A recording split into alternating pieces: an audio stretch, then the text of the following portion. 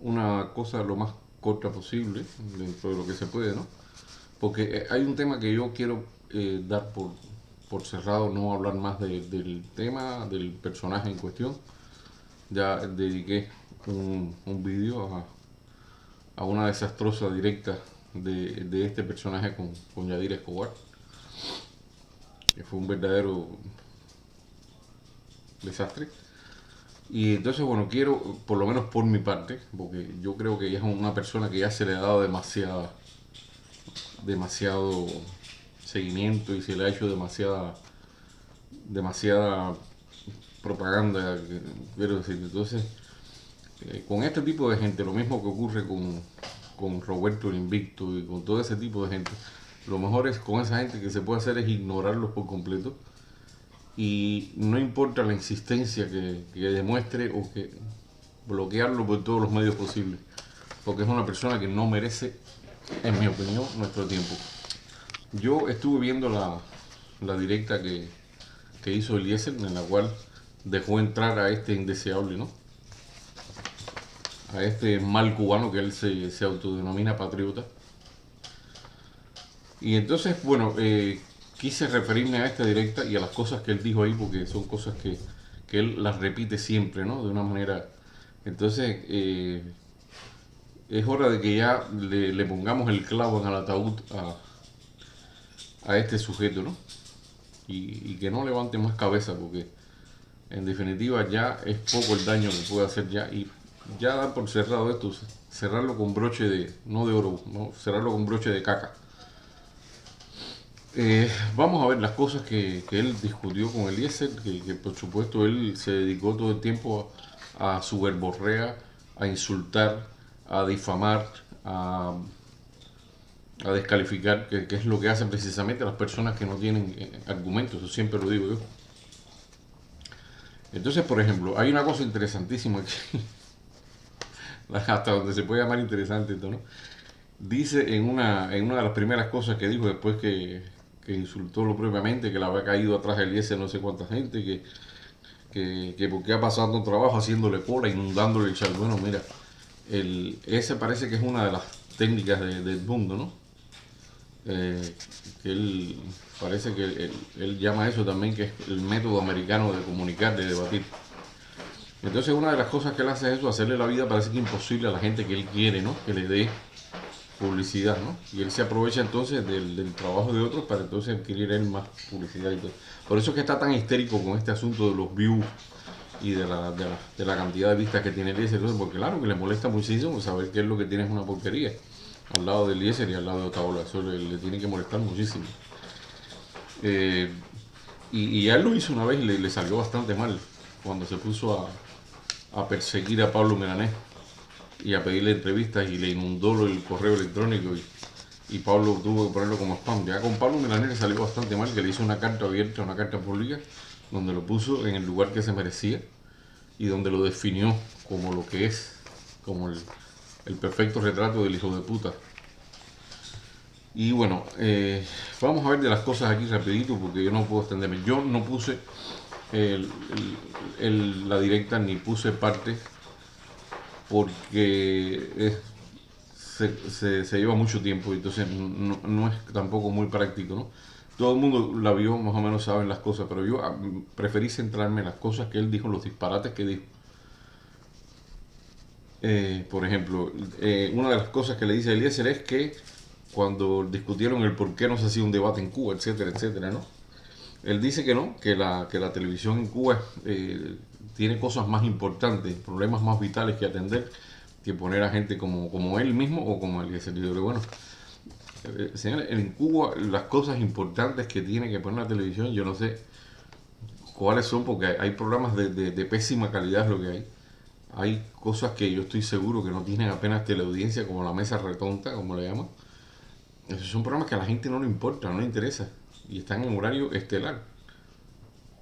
Y esas son las cosas más importantes. Pero en Cuba yo recuerdo que una vez se llegó a Cuba una señora, una periodista ya difunta ya, una tal Isa Dobles. Y esa señora me acuerdo que solo porque le cayó bien a Fidel Castro, le dieron un espacio en la televisión en horario de bastante estelar, a las 7 de la tarde en el Telerebelde. A ella, llegando ahí a Cuba, por obra y gracia de ser amiga de Fidel Castro, le dieron un programa de televisión que duraba como 1 hora. Y ahí ella hablaba todas las porquerías que quería, ponía la música que quería, etcétera, etcétera, etcétera. Y entonces recuerdo que la gente una vez le pidió, ¿no?, que pusiera vídeos de Ricardo Montaner, del Puma, de gente así. Y ella se negó y les explicó el porqué. Dice que no los ponía porque ellos habían hablado mal del comandante. Y como habían hablado mal del comandante, ya a ella no le gustaban y que no esperaran que ella nunca los pusiera. O sea, esa señora que no era ni cubana, se dio el lujo de ir a Cuba, ocupar 1 hora en un programa de televisión para hacer cosas como esa. Y eso sí es ocupar la televisión con cosas importantes. Bueno, claro, yo estoy seguro de que eso es lo que él piensa. Dice que la televisión es reflejo de bolsones sociales. Oigan esto. La televisión es reflejo de bolsones sociales. Yo quisiera saber en Cuba de qué bolsones es reflejo la televisión, porque yo no veo que se transmita nada que sea la realidad del pueblo cubano. Yo estoy seguro que esos bolsones que hay en la timba, en el fanguito, en el palo cagao, en la corbata, en la Dionisia, en Yegaipón, en Quibú, donde están todos esos barrios marginales, yo estoy seguro que no sale, ningún bolsón de esos sale en la televisión cubana. Y yo estoy seguro que no sale ningún bolsón de las colas preguntándole a la gente cuál es su poder adquisitivo real, si salario le alcanza. Esas cosas, esos bolsones sociales, no, esos no salen en la televisión de Cuba. O sea, yo no sé a qué bolsones se refiere este señor. Él sigue insistiendo con lo mismo de que a Eliezer no lo conoce nadie en Cuba. En el programa de Yadira también lo dijo de nuevo, que nadie lo conoce en Cuba. Y señores, hay que ser cínicos para decir una cosa, que alguien que sea opositor lo conozcan en Cuba. En Cuba, como único, te conocen en la televisión si eres opositor es porque el Minin se encargó de hacerte un programa denigrándote, un programa editado, donde fabrican toda una personalidad mezquina, negativa, delincuente, y así es la única manera en que te van a presentar, si tú eres opositor, a presentarte en la televisión cubana, como hicieron con Ricardo Bofill, como hicieron con Elizardo Sánchez, como han hecho con Giovanni, como hicieron con José Daniel Ferrer, como han hecho con todo el mundo, ¿no?, presentarlo como delincuente común o como una persona de lo peor posible, ¿no? Esa es la única manera en que sale un opositor en la televisión cubana. Y nadie tiene un espacio en la televisión cubana. Incluso durante años la iglesia ha estado pidiendo un espacio en la televisión cubana, que es una institución, y no se le ha dado. Así que, ¿de qué me está hablando? Le dice a Eliezer que Eliezer es un demagogo y que su agenda no es ni siquiera una agenda cubana. Entonces yo he visto muchísimos programas de Eliezer. Yo soy un seguidor del canal de Eliezer. Y yo siempre veo que Eliezer trata de los temas de Cuba. Y toda la plataforma de Somos Más, todo trata de los temas de Cuba. Yo no he visto que esté centrado en... O sea, que se pueda mencionar un problema X en un país Z para tenerlo como una especie de referencia es una cosa. Pero no he visto jamás un espacio de Eliezer dedicado al problema que hay con la discriminación en Arabia Saudí, o si la situación de China, que tienen mucha gente trabajando como esclavos. O sea, es centrado en Cuba, y todo lo que las propuestas que se están haciendo son propuestas para mejorar Cuba. Y si se trae como ejemplo algún otro país o algún otro sistema, es para tomar los ejemplos negativos o positivos, según sea el caso, y traerlos al contexto cubano. Eso es lo que hace Eliezer siempre. Así que no veo que sea una agenda que no sea cubana. Y el hecho de que sea en Estados Unidos no tiene nada que ver, porque mucha gente, empezando por José Martí, desde Estados Unidos, creo que hicieron la mayor parte de su lucha y la mayor recaudación de dinero para los fondos del Partido Revolucionario Cubano. Y es válido y es viable. Y el mismo Fidel Castro lo hizo en Estados Unidos, lo hizo en México. Colectó fondos y desarrolló las cosas, hizo los planes, hizo todo. Fue fuera de Cuba. Porque dice que, o sea, refiriéndote estos a Somos Más, me imagino, ¿no? Y a cualquier otro grupo que se le parezca, plataforma, dice que son herederos del mal que Estados Unidos le ha hecho a Cuba. Entonces yo me pregunto, vamos a buscar en una balanza a ver cuáles son los males y los bienes que le ha hecho Estados Unidos a Cuba, y vamos a ver qué es lo que pesa más, porque claro, él viene con esa carga de historia falseada, que es la que dan en la escuela en Cuba, la que te dan, porque en Cuba mientras menos tú sepas, mejor. Esa es la historia que te dan en Cuba, de la que mientras menos tú sepas, mejor es. Y entonces habría que poner en una balanza el mal que ha hecho Estados Unidos a Cuba y el bien que ha hecho a Cuba. Porque siempre sale con lo mismo, que por ejemplo, desde el principio, Estados Unidos colaboró con la independencia de Cuba. Hubo soldados norteamericanos luchando por la libertad de Cuba. Entonces la estrategia esta comunista es decirte, sí, ellos fueron a luchar a Cuba cuando ya los mambises habían ganado la guerra. No es exactamente así. No es exactamente así. Había mucho que pelear todavía. Estaba la isla en pie de guerra, pero el ejército español era poderosísimo. Pero además el ejército español había ido saliendo de todos los países de América Latina que ya se habían independizado, que habían obtenido su independencia y habían ido hacia Cuba, que era ya de lo último que le quedaba al Imperio Español, y se había ido concentrando todo ese poderío militar español en la isla de Cuba. O sea que era una situación bastante compleja. Y la ayuda de los norteamericanos vino en el momento preciso. Y sí, fue decisiva la ayuda norteamericana para ganar la guerra contra España.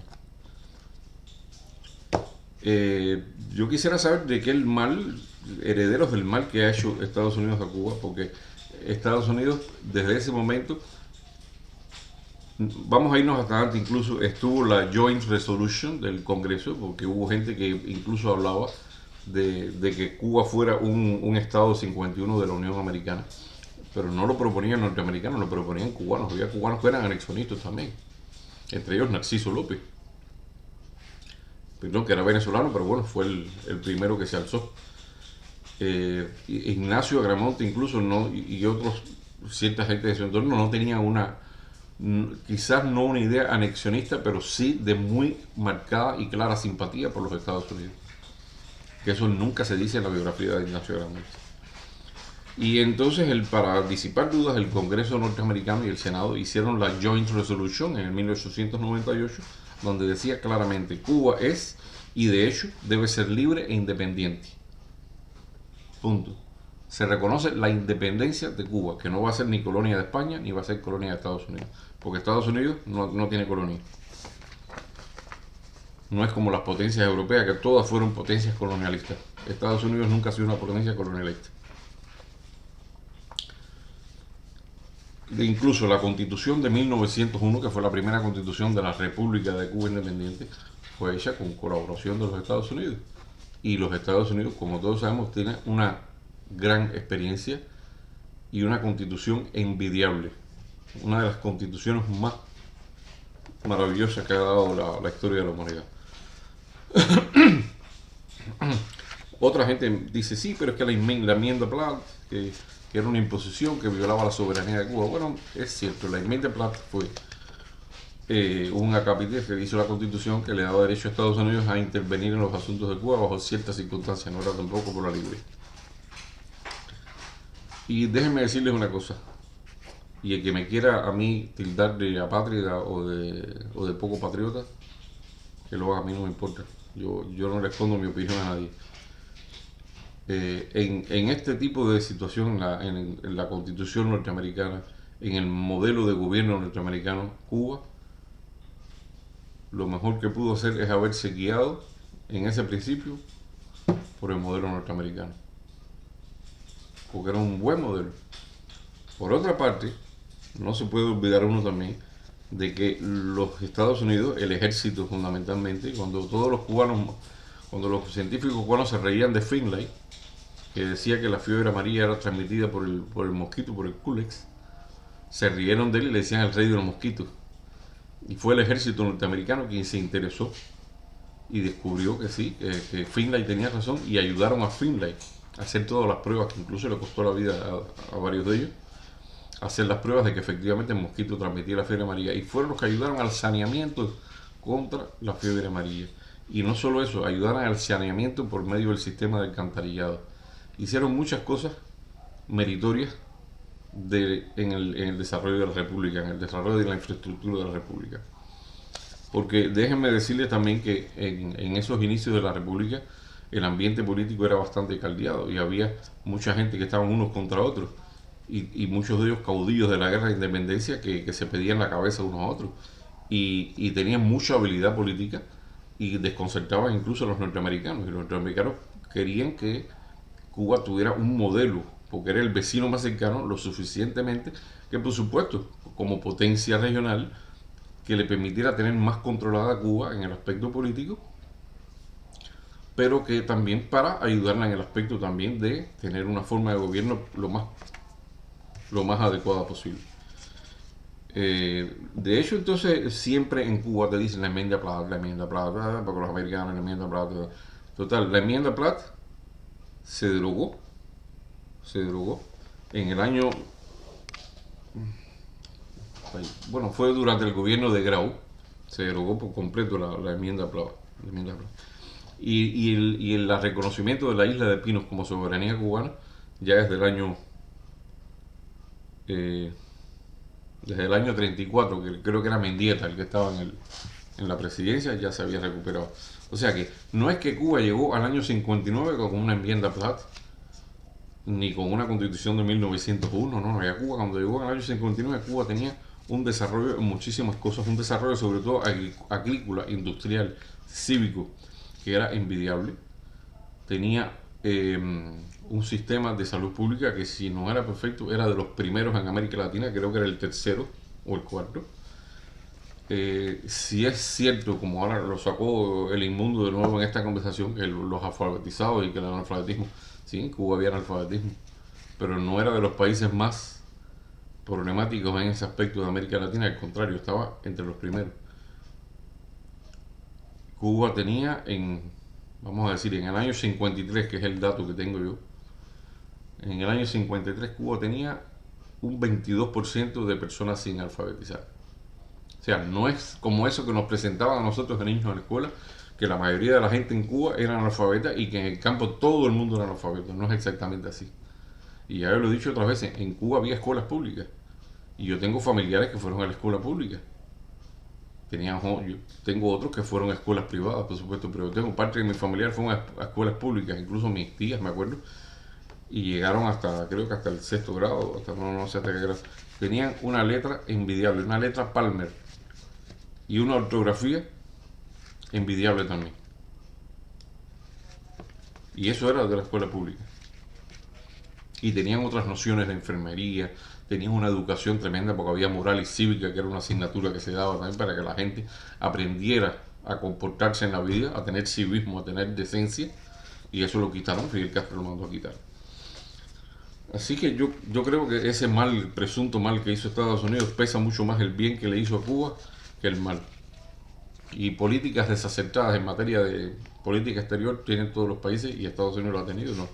Cuba también la ha tenido, Rusia la ha tenido, todo el mundo la tiene. Pero si nos vamos a poner en una balanza, es mucho más el bien que le ha hecho Estados Unidos a Cuba que el mal que le haya podido hacer el presunto mal.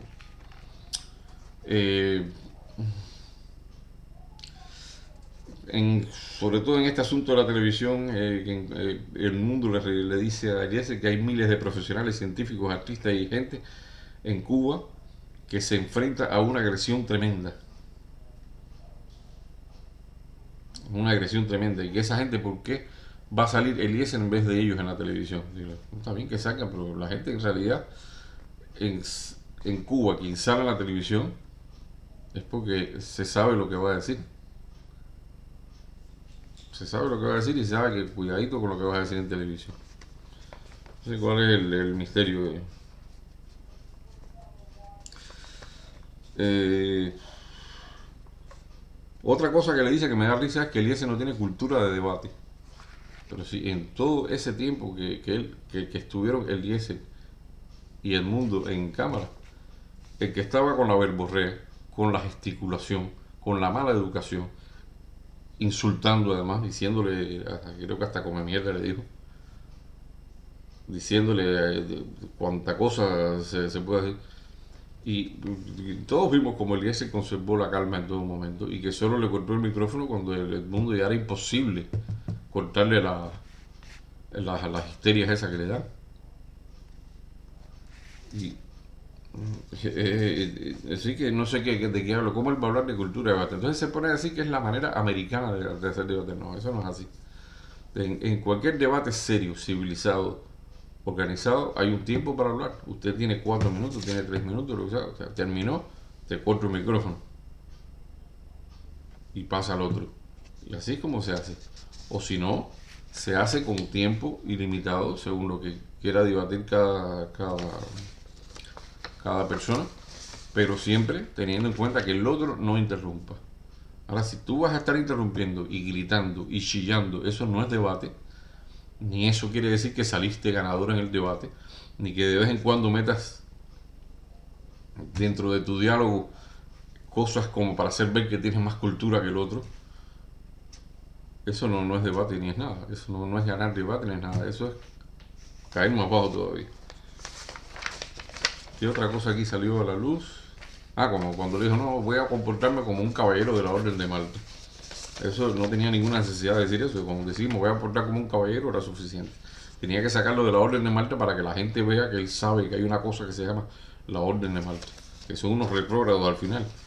Que hasta se han peleado con el Papa por el asunto de los condones. Porque no quieren que haya condones en los países pobres.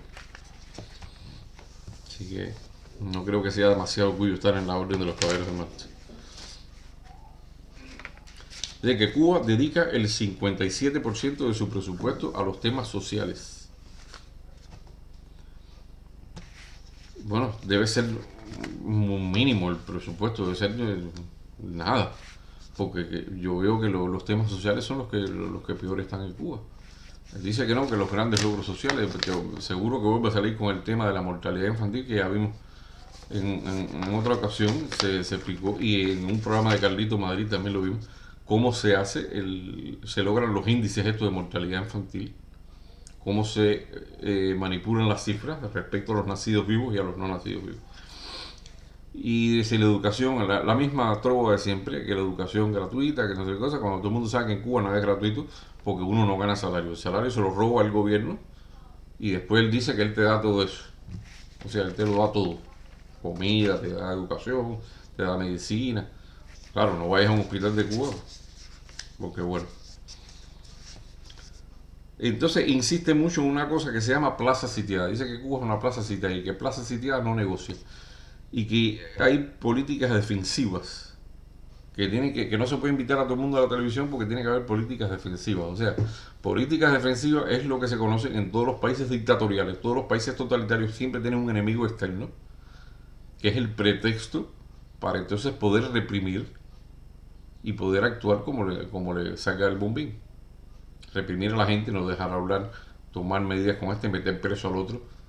Siempre tiene que haber un enemigo externo y el interno, por supuesto, también. Pero el externo es muy importante que esté ese componente, porque fíjense, en todos los regímenes totalitarios, todos siempre están hablando de un enemigo externo. Y Cuba desde el principio lo hizo, Fidel la cogió con Estados Unidos y ahí está.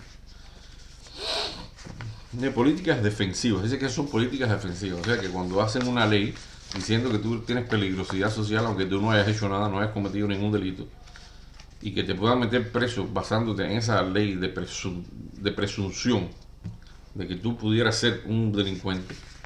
O sea que eso es política defensiva. Cuando metieron presos a todos los homosexuales en campos de concentración, porque esos eran campos de concentración, eran políticas defensivas también. Ya. Habla constantemente de los terroristas del exilio. La tiene también, es otra fijación que tienen los terroristas del exilio, que pusieron en Cuba las bombas, que ametrallaron no sé qué cosa, pero no habla de Fidel y del movimiento del 26 de julio, que también quemaron cosas y pusieron niple y bombas y pusieron petardos y todo.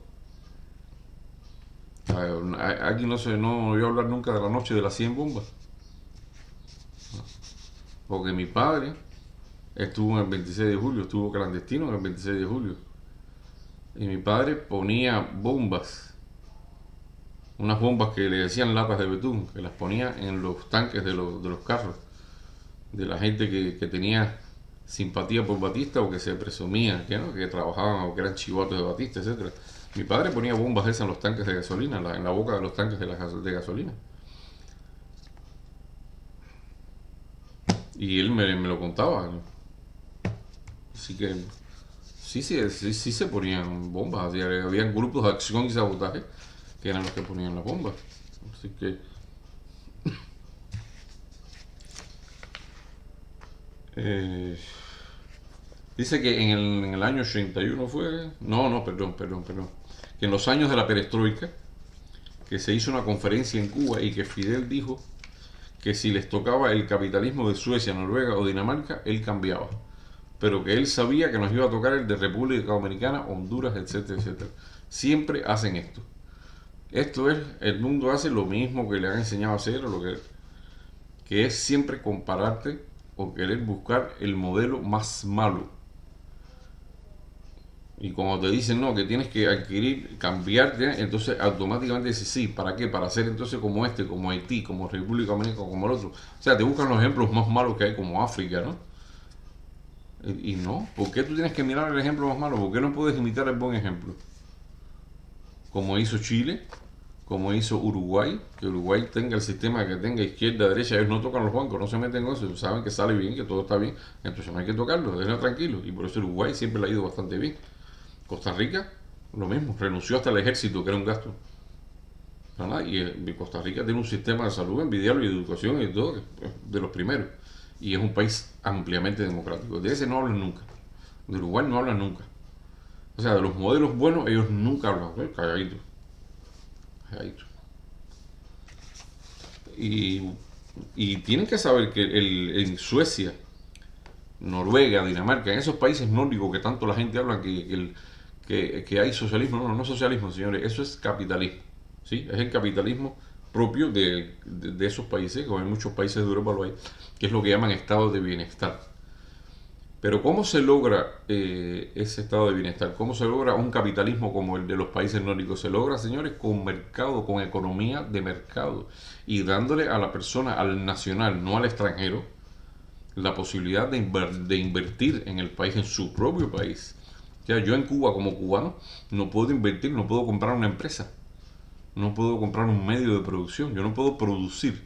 Me tengo que limitar a vender pan con jamonada o croquetas o pizza, cosas así, o a coger ponche de bicicleta. Eso es lo que yo me puedo limitar en Cuba. Yo no puedo adquirir medios de producción. Es que incluso ni puedo alquilar video porque solo en el año 2000 lo prohibieron. Prohibieron después que le dieron la posibilidad de que sí, que hubiera bancos de video, enseguida lo prohibieron después, porque le tienen terror. Entonces, eso es lo que hay en Suecia, en Dinamarca, en Noruega, en esos países, es capitalismo. Capitalismo, donde le da a sus ciudadanos la libertad amplia de invertir, de obtener créditos, de avanzar. Pero en Cuba no. En Cuba, para que tú, como decía él, llegar a tener un socialismo como eso, tú tienes que tener una amplitud de mente, tienes que tener una economía de mercado fuerte, tienes que lograr ser un buen exportador y darle a la gente la libertad económica. Pero no, porque saben que la libertad económica trae libertad política y eso es lo que no quieren. Ellos quieren lo máximo hacer como el modelo de China o Vietnam, que son países con un capitalismo pero que tienen un control político férreo sobre la gente. Ahí sí te dejan tener fábrica, te dejan tener tienda, pero cuidadito con lo que tú dices. Palo y tente tieso. O sea que al final, cuando nosotros vemos las sociedades más prósperas con estado de bienestar, con desarrollo, con todas esas cosas buenas que queremos tener en la vida, son sociedades capitalistas, pero no cualquier sociedad capitalista. Sociedad capitalista con un respeto estricto al rule of law, al imperio de la ley. Tienes que ceñirte exactamente al imperio de la ley para que no haya corrupción, para que no haya desmanes, para que no haya robo. Y eso es lo que desgraciadamente pasa como herencia en América Latina, que la mayoría de los gobiernos han sido gobiernos corruptos. Sí, con cierta democracia, pero la democracia, si no está acompañada de ese respeto estricto a la ley, que obligue a todo el mundo a ser igual ante la ley, la democracia no vale nada. Por eso es que viene después un populista de estos de izquierda, te promete villas y castillas, la gente, ay, mira lo que dice, vamos hoy, y van atrás de él. Pero no es que quiere decir que la democracia sea mala, ni que la democracia sea la opción no viable. No, no, la democracia es la única opción viable para que un pueblo sea feliz. Pero para que la democracia sea viable tiene que estar acompañada de un respeto estricto y absoluto a la ley de cada uno de sus ciudadanos, sea quien sea. Si eso no se logra, es un Estado fallido. No es capitalismo, ni se puede poner como ejemplo de un capitalismo a imitar.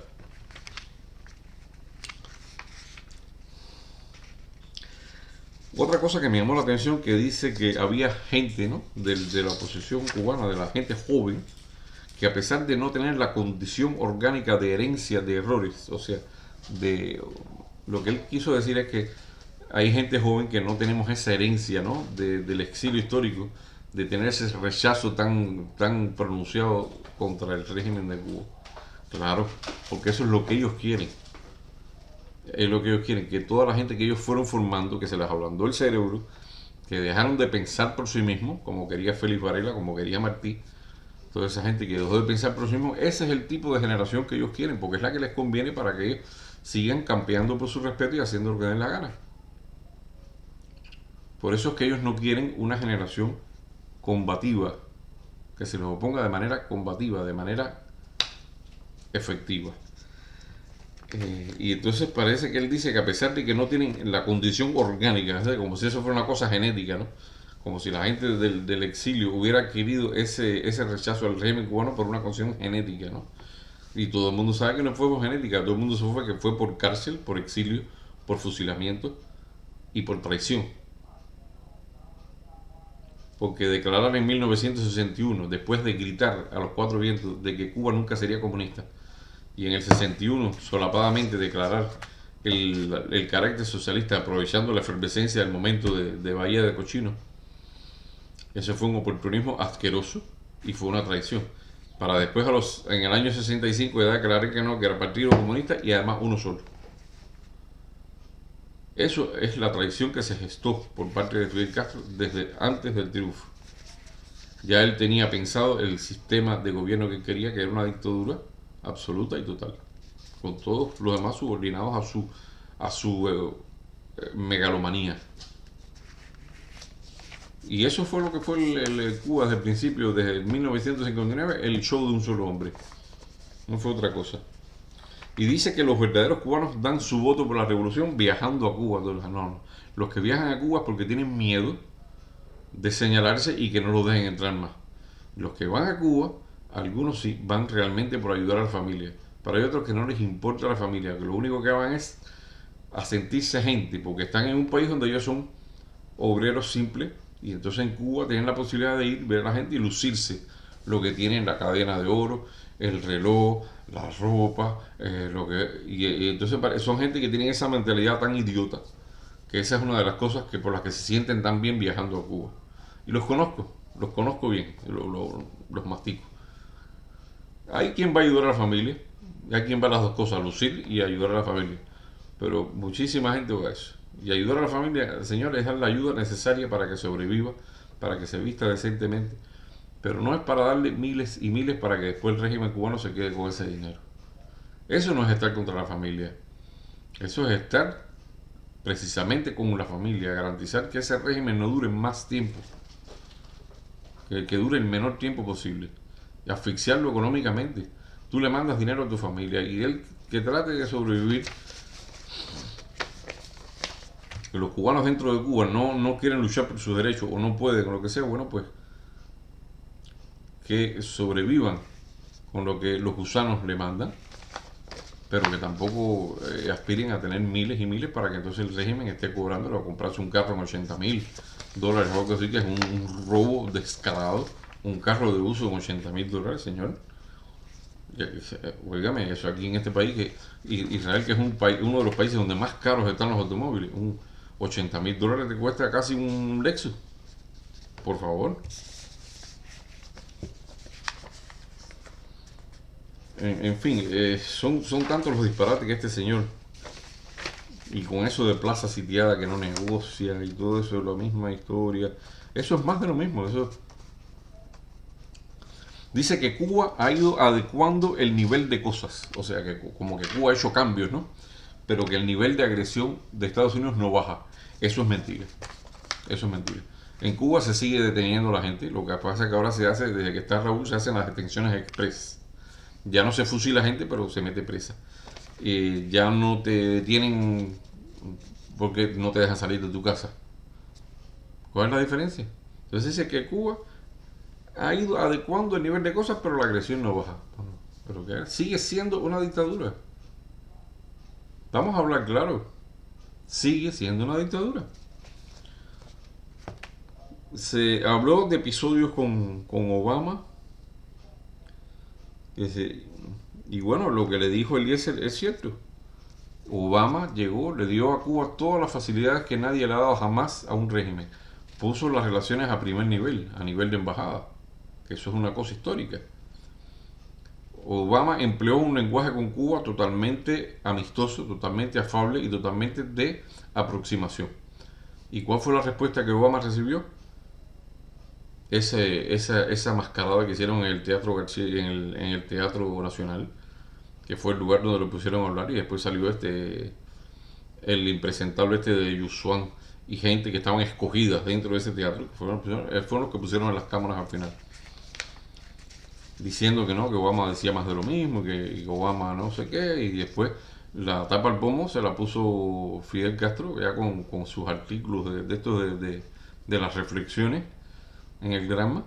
Decía el hermano Obama y decía no necesitamos nada, no necesitamos nada del imperialismo, ni esto ni el otro, o sea que le cerró la puerta en la cara a Obama, después de todo lo que Obama se abrió, le cerró, y que le devolvió los 5 espías a cambio del señor Gross, que ya el señor Gross lo devolvieron para allá, para Estados Unidos, hecho un gargajo ya, que además estaba preso injustamente, porque el señor Gross no estaba espiando en Cuba, pero los 5 aquellos sí estaban espiando en Estados Unidos.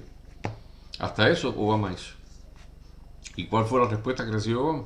El tirón en la puerta, el tirón de puerta en la cara. Así que lo mismo pasó con el episodio de los tractores. Los norteamericanos querían invertir para hacer la fábrica de tractores cubanos, para que Cuba tuviera tractores. No, tampoco. No, hermano Obama, no queremos nada, no queremos nada, claro. En Cuba no se ha celebrado la muerte de Posada Carril, ¿no? ¿Qué sentido tiene celebrar la muerte de Posada Carril? Sin embargo, en Radio Reloj, cuando se murió Ronald Reagan, dijeron, murió quien nunca debió haber nacido. Yo creo que eso es peor que celebrarlo. Y entonces ya después vuelve con esa misma tontería de los números de las visitas al canal, de los views. Que si esto, que si tienes tantos hoy, que si cómo es posible que tú estés tantos, señores. Eso es así, eso es muy ambivalente. Yo tenía... mi canal es muy modesto. Yo tenía en un momento 20 seguidores. Y después que hice una directa con Carlito Madrid, y después que hice otro programa, y después que hice otra cosa, ya llevo por 561. Y yo ni tengo apuro, ni me importa la cantidad de ser. A mí me importa el contenido que yo expongo, los comentarios que yo hago, y que la gente nos lo analice conmigo, porque invito a la gente que venga, nos analice conmigo y que me comente, y que vea la experiencia. Transmito mi experiencia de vida para que la gente la tenga, para sobre todo la gente más joven. Pero eso de que compra los views, yo quisiera saber cómo se compran los views. ¿Cómo se compra? Que me diga a ver cómo se compran los views. O sea, yo voy a YouTube y le digo, oye, quiero comprar 500 views. Dame acá, papá, te pago no sé cuánto. Eso es ridículo, señor. Y él sigue insistiendo con esa porquería, porque lo que pasa es que le da rabia. Le da rabia al punto del espumarajo. De que él no tiene los mismos cantidad de visitas, ni la cantidad del rating que tiene Otaola, ni que tiene ese. Eso le fastidia muchísimo. Porque él es un tipo también extremadamente egocéntrico. Y como es tan arrogante, es tan prepotente y tan inmodesto, le molestan más todavía. Porque es una persona que podrá tener la cultura que él quiera, podrá tener los conocimientos de lo que haya leído, de lo que sea. Pero toda esa cultura, sin un mínimo de fineza, sin un mínimo de modestia, no vale nada. Porque entonces, en lugar de ser una persona útil, una persona agradable, una persona realmente que se puede calificar como humanista una persona, te conviertes en un arrogante, en un prepotente, en un grosero ordinario. En eso es en lo que te conviertes. Por eso es que hay que tener las dos cosas.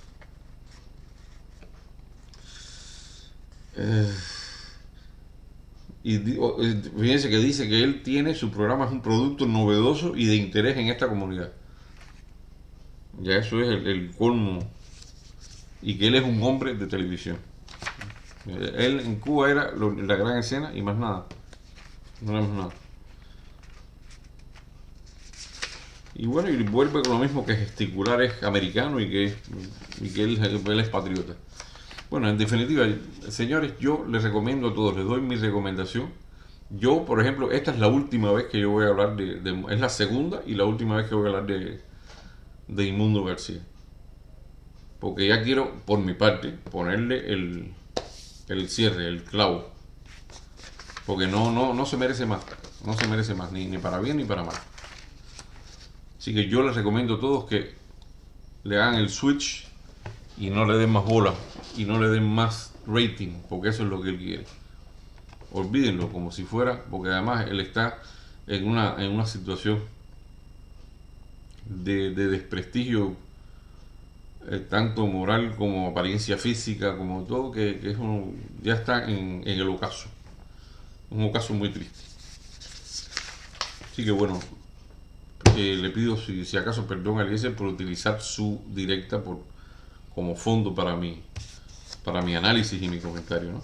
Y bueno, después yo voy a hacer, les tengo para esta semana, vamos a ver lo más pronto posible, quiero hablar un poco, que hablemos del diversionismo ideológico que tanto nos castigó en Cuba. Quiero otro programa sobre el lenguaje castrista, que está muy bueno, y tengo otras cosas más también que vamos a ir sacando. Así que bueno, les doy las gracias como siempre y que me aguanten.